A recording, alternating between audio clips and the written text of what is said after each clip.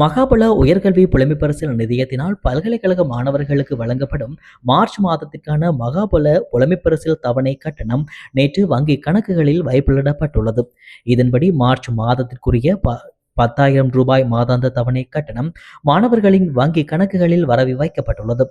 லலித் அத்துலமுதலி மகாபல உயர்கல்வி புலமைப்பரிசில் நிதியத்தின் ஊடாக புலமைப்பரிசில் வழங்கும் நடைமுறையை திறம்பட செய்ய முடிந்தால் மார்ச் மாதத்திற்குரிய தவணை கட்டணத்தை புலமைப்பரிசில் வரும் பல்கலைக்கழக மாணவர்களுக்குரிய திகதிக்கு முன்னதாகவே வழங்க முடிந்ததாக ஓய்வு பெற்ற உயர்நீதிமன்ற நீதியரசர் விஜித் மலல்கொட தெரிவித்தார். மன்னார் நகரசபை தவிசாளர் டானியல் வசந்தன் முன்னாள் தவிசாளர் மீது சுமத்தப்பட்டுள்ள ஊழல் குற்றச்சாட்டுகள் தொடர்பாக கொழும்பு குற்றத்தடுப்பு பிரிவில் நேற்றைய தினம் சாட்சியம் அளித்துள்ளார். கொழும்பு குற்றத்தடுப்பு பிரிவின் அழைப்பிற்கு அமைய நேற்று காலை 9:30 மணியளவில் குற்றத்தடுப்பு பிரிவில் முன்னிலையான மன்னார் நகரசபையின் தவிசாளர் மதியம் 1:30 மணி வரையிலான சுமார் 4 மணி நேர வாக்குமூலம் வழங்கியுள்ளார். ஜாழ்ப்பாணம் வடமராட்சி கிழக்கு பகுதியில் பாரிய சுற்றுலா மையம் அமைப்பதற்காக 300 ஏக்கர் காணிகளை தனியார் நிறுவனத்திற்கு வழங்கும் திட்டத்திற்கு அப்பகுதி மக்கள் கடும் எதிர்ப்பு வெளியிட்டுள்ளனர். வடமராட்சி கிழக்கு மணல்காடு, குடத்தனை மற்றும் பொற்பதி ஆகிய கிராம அலுவல் பிரிவுகளை உள்ளடக்கிய 300 ஏக்கர் நிலப்பரப்பில் கோல்ஃப், விளையாட்டு திடல் உள்ளிட்ட நவீன சுற்றுலா மற்றும் பொழுதுபோக்கு மையங்களை அமைப்பதற்கு தனியார் நிறுவனம் ஒன்று ஆர்வம் காட்டி வருகிறது. வாழைச்சேனை போலீஸ் பிரிவில் உள்ள குகணேசபுரம் பகுதியில் புதையல் தோண்டும் நடவடிக்கையில் ஈடுபட்ட வாழைச்சேனை, நுவரெலியா, உயாங்கொட பிரதேசங்களைச் சேர்ந்த 6 பேரை நேற்று அதிகாலையில் விசேட அதிரடி படையினர் கைது செய்ததுடன் பூஜை பொருட்கள் மற்றும் புதையல் தோண்டும் உபகரணங்களை மீட்டு ஒப்படைத்துள்ளதாக வாழைச்சேனை போலீசார் தெரிவித்தனர்.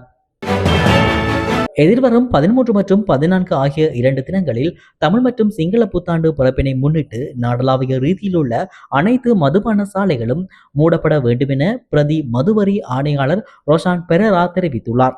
எதிர்வரும் தமிழ் மற்றும் சிங்கள புத்தாண்டு காலத்தை முன்னிட்டு மதுபான விற்பனை செய்வதற்கான மதுவரி அனுமதி பத்திரம் பெற்ற இடங்களை மூடுவது தொடர்பாக மதுவரி திணைக்களம் அறிக்கையொன்றை வெளியிட்டுள்ளது. கிளிநொச்சியில் மதுபான போத்தலை லஞ்சமாக பெற்ற குற்றச்சாட்டில் போலீஸ் உத்தியோகத்தர் ஒருவர் கைது செய்யப்பட்டுள்ளார்.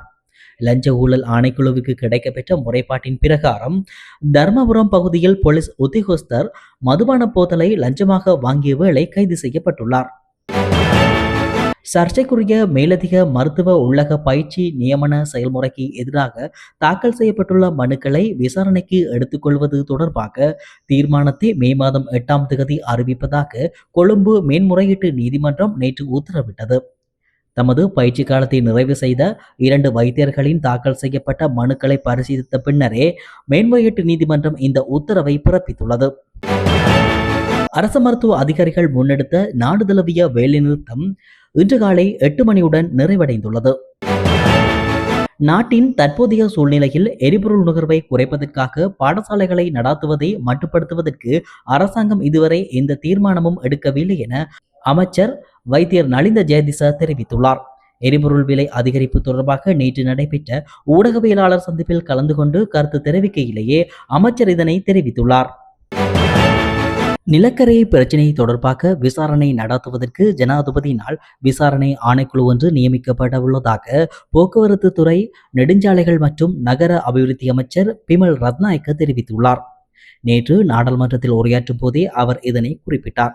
இதற்கமைய நம்பிக்கையில்லா பிரேரணையை தொடர்ந்து இந்த விசேட விசாரணை ஆணைக்குழு நியமிக்கப்படும் எனவும் அவர் கூறியுள்ளார். அலெக்ஸ் கொலையுடன் தொடர்புடைய போலீசாருக்கு பதவி உயர்வு, மேலும் இதற்காக தற்போது சேவையில் உள்ள உயர்நீதிமன்ற நீதியரசர்கள் நியமிக்கப்பட உள்ளதாகவும் அமைச்சர் மேலும் தெரிவித்தார். பொருளாதார வீழ்ச்சி மற்றும் இனவாதம் என்பவற்றை மூலதனமாக கொண்டு ஆட்சியை கைப்பற்றலாம் என சிலர் நினைக்கின்றனர். அது வெறும் பகல் கனவு மாத்திரமே என்று பிரதி அமைச்சர் சுனில் வட்டக்கல தெரிவித்துள்ளார். எமது அரசை குறுக்கு வழியில் கவிழ்க்க முடியாது என குறிப்பிட்ட அவர், கடந்த காலங்களை போன்று அரசியல் பழிவாங்கல் அல்லது அடக்குமுறைகளுக்காக அவசரகால சட்டத்தை அரசு பயன்படுத்தவில்லை. பொருளாதார நெருக்கடியை எதிர்கொள்ள முடியாத அரசாக இருந்தால் மாத்திரமே ஆட்சியை விட்டு ஓட வேண்டிய நிலை ஏற்படும். ஆனால் தேசிய மக்கள் சக்தி அரசு பொருளாதாரத்தை சிறப்பாக கையாண்டு வருகிறது. பொருளாதார வீழ்ச்சிக்கு நாம் இடமளிக்கவில்லை. எனவே அரசு கவலும் என எதிர்பார்ப்பவர்களுக்கு ஏமாற்றமே மிஞ்சும். அதேபோல் எமக்கு எதிராக இனவாத மதவாதத்துக்கோ இடமில்லை என்பதை நாம் நிரூபித்துள்ளோம் என ஐக்கியமும் நாட்டு மக்களின் ஒற்றுமையுமே எமது முதன்மை நோக்கமாகும் என குறிப்பிட்டுள்ளார்.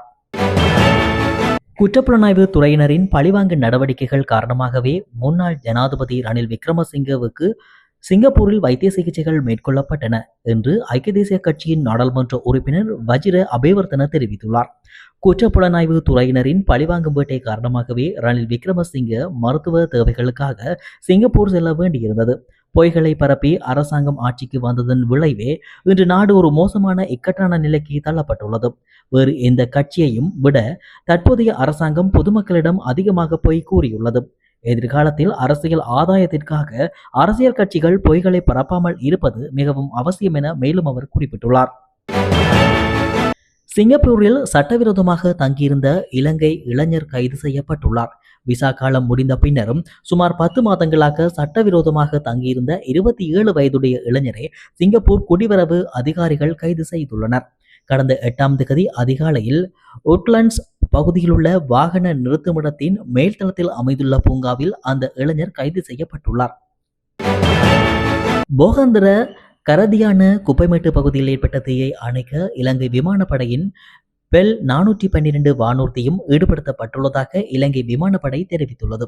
தீ பரவாமல் தடுப்பதற்கும் அதனை கட்டுப்படுத்துவதற்கும் மொரட்டுவை மாநகர சபையின் தீயணைப்பு திணைக்களத்திற்கு தகவல் வழங்கப்பட்டதை அடுத்து உடனடியாக 3 தீயணைப்பு வாகனங்கள் சம்பவ இடத்திற்கு அனுப்பி வைக்கப்பட்டமை குறிப்பிடத்தக்கது.